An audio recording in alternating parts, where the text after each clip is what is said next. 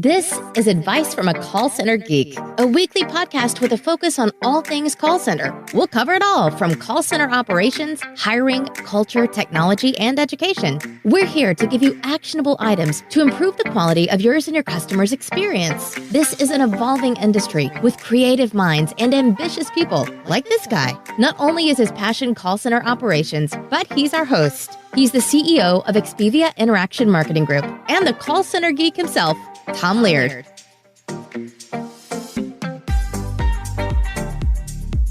Hi guys, welcome back to another, I don't know if this is going to be a thought-provoking or maybe get you irritated with me episode of Advice from a Call Center Geek, the call center and contact center podcast where we try to give you actionable items that you can take back to your contact center, improve the quality, improve the overall agent experience. What we're going to talk about today is to improve some ridiculous things that some of you guys are doing from a security aspect that I'm kind of picking up here. I'm kind of fired up today. Let's just say that. So again, my name is Tom Laird. I am the CEO of Expedia Interaction Marketing. We're a 500-seat call center outsourcer. We work for lots of different clients who have entrusted us with their customers. Just want to kind of get these points across to not only service and take care of their customers, but also offer a very secure environment. I want to talk about one specific thing, and I am super fired up today after kind of some of the things that I've seen that some of you guys out there are doing. And I want to talk again, and I've talked about it in a broader sense of a call center security 101, but I'm going to be specific on call center allowing cell phones and call centers allowing wearable technology on the call center floor. I would venture to say that the majority of you are allowing that to happen, right? Because what happens, right? Your reps say, hey, listen, I have my kid's school could be texting me. I have somebody who's sick that could be texting me. I need to know what's going on. I would hearken you back to 20 years ago when we didn't have these. What did we do then, right? So we had a process, we had a procedure for getting maybe messages out onto the call center floor. And just because we have technology that makes it more convenient for our associates, it doesn't make it good for our contact center. And I guarantee you're going to have people that cry and moan about it, but we've done it. And we've always done it. So there's no cell phones whatsoever on our call center floor. There's no wearable technology on our call center floor. The policy is seen or heard, right? And can you sense my tone in my voice today? Let me tell you why. So we have been, tell you a quick little story here. We have been trying to really get into the newest social technology. So TikTok is so cool to me, and there's so many things that we can do with it. And not only from an employee engagement process that if you guys saw my video about a week or two ago, I'm constantly trying to think how we can engage more with employees. So that's one of the reasons. Number two is it's an untapped market, right? I know everybody thinks right now it's 12 to 22-year-olds that are just posting on there, but it really hasn't grown and matured and whatever. I think it's going to be like an Instagram. We're trying to get our foothold on it now. Go on there. I dare you, if you are a call center manager, a call center supervisor, a call center executive, go on there right now and go on TikTok, go on Instagram, but really on TikTok and search for hashtag call center or hashtag contact center and look at what you see. Because you know what I see?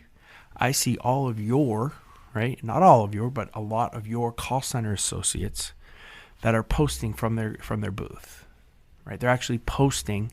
Some of them are actually on calls, right, with your customers, and they're posting on TikTok.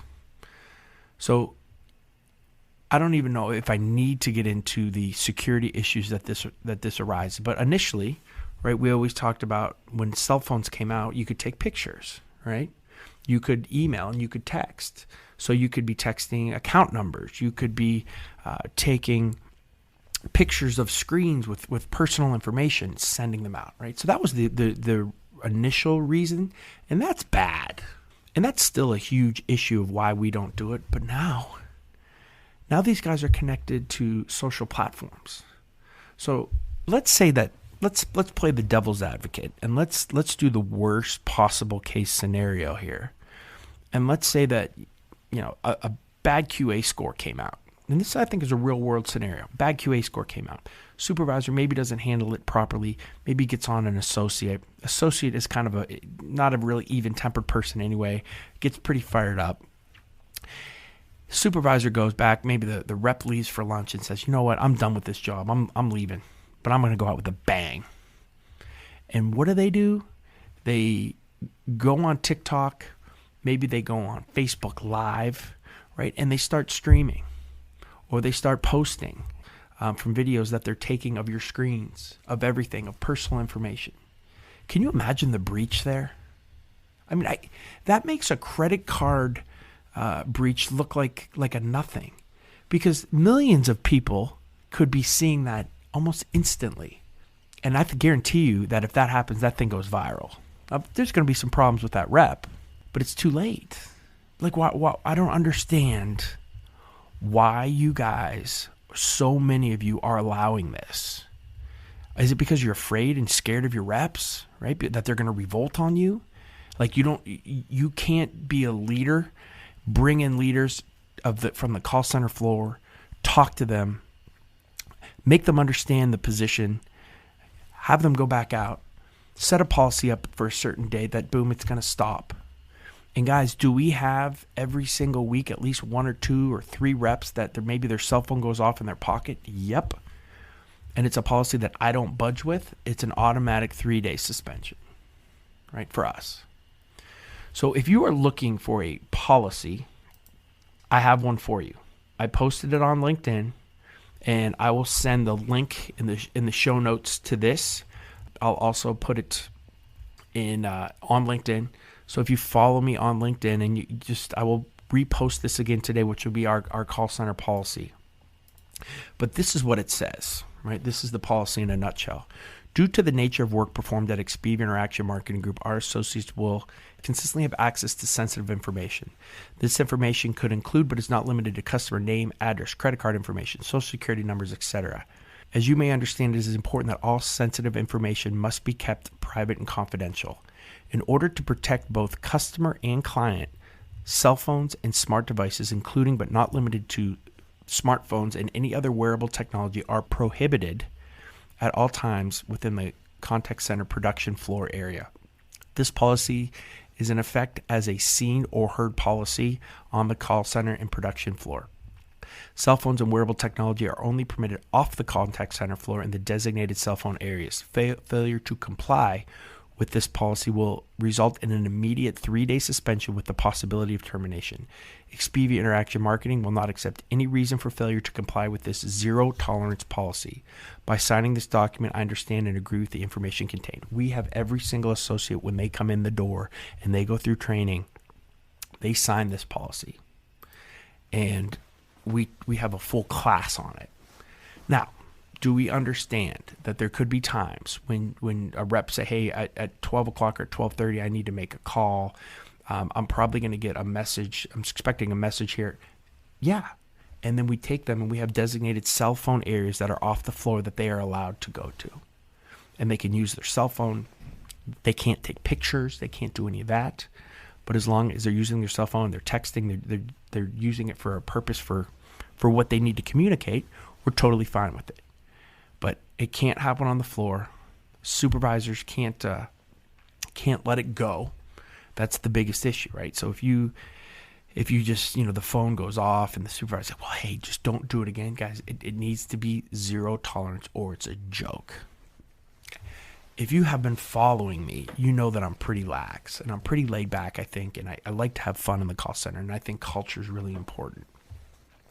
Well, culture doesn't mean anything if you're out of business. And if you have 1 or 2 breaches from a cell phone, from a rep who's maybe irritated, ticked off, or trying to do something stupid, then culture doesn't mean anything. So, there's like that Maslow hierarchy, right? And the first thing is security, right? Culture's probably here in one of these big, long, coming down the triangle, right? But guys, I don't understand it. I don't understand what you're gaining by allowing your associates, who a lot of times are not supervised because they may be on another side of a station or how their desk is set up, to be allowed to have cell phones, to have that communication to the outside world from a social network standpoint, from an email, from a phone call, allowing that to happen. I just think it's a total lack of judgment on so many contact center managers, contact center executives, and it's going to get you in trouble. We haven't heard of the first, real big, breach. Now, it's in our town here in Erie. I'm not going to name the call center, but it's happened, right? It's happened a couple times on a smaller scale. But a lot of you out there that are listening are running internal call centers for giant organizations, right? And it only takes one time for that thing to go south. So again, have a policy. Do not allow it. It should be seen or heard. And if they are, you have to come up with what is right for I hate the word punishment, but from a corrective action for your culture, for your contact center. And a lot of you are going to say, well, if you can't trust the people that are there, you shouldn't have them there. And that's very easy to say, right? Until something goes wrong. I think all of us have great intentions about the people that we hire, the people that we bring on. But still, there's always that 0.5%, and that's all that it takes.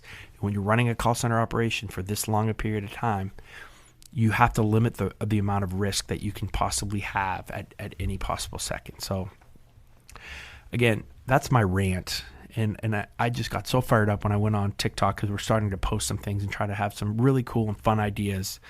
It's different if I bring my cell phone out, right? If there's a certain level of executive that has it out on the floor, I try not to even do that. But if we're doing something for the company, yeah, you put that into your policy a little bit. But for everyday operation, it can't be there other than for something special. So I know it stinks. It's frustrating. It's frustrating for the employees. It's frustrating for supervisors who have to manage it. It's frustrating for HR. But guys, you got to do it, right? You cannot. I probably should have talked about this earlier. You can't be PCI compliant. There's no way you're PCI compliant. So don't say you're PCI compliant if you're allowing cell phones on the call center floor, because you're not. I mean, that's a huge, huge piece of this. So again, from a security aspect, I beg you, right? Take this and heed this warning, right? Do not allow them on the floor. Protect yourself, protect the reps, protect the company, but most importantly, protect your customers. All right, that's my rant. I'm off the soapbox. I feel better. As I'm going here again, please, we've been posting a ton of stuff on YouTube, right? So we have Advice from a Call Center Geek YouTube channel, doing a daily call center operations tip. We have some of the podcasts now that we're videoing. They're on there. Also, we have the book, More Advice from a Call Center Geek, has a ton of all this content in it. Check out our blog too, expeviausa.com /blog. And we have a ton of content on there from the contact center. And then again, follow me on LinkedIn because I'm constantly posting, almost 20 times a day, different type of content for LinkedIn. So check me out there. It's tlaird _Expevia. I'm sorry, tlaird@expevia.net is my email as well if you have any questions, or check me out on LinkedIn there too, again. So thank you guys. Please heed the warning. Please be careful. Please do the smart thing. You're all leaders out there. There's a way that you can talk and you can get the message across to your call center associates that we can't be doing some of these things because it's 2020. And while 99.9% of you are awesome employees, that one knucklehead, right, that either has a bad intention or is just having a bad day and gets ticked off, right? We can't allow that to slip to ruin the employment of so many people, to ruin the brand recognition and the solid brand adherence that you guys have had for so long. Because one mistake, it all goes down the drain. So again, thank you guys very much. I will talk to you next week. Hopefully, I'm in a little better mood. We'll talk about something fun, maybe more games. But I'll talk to you guys next week. Thanks.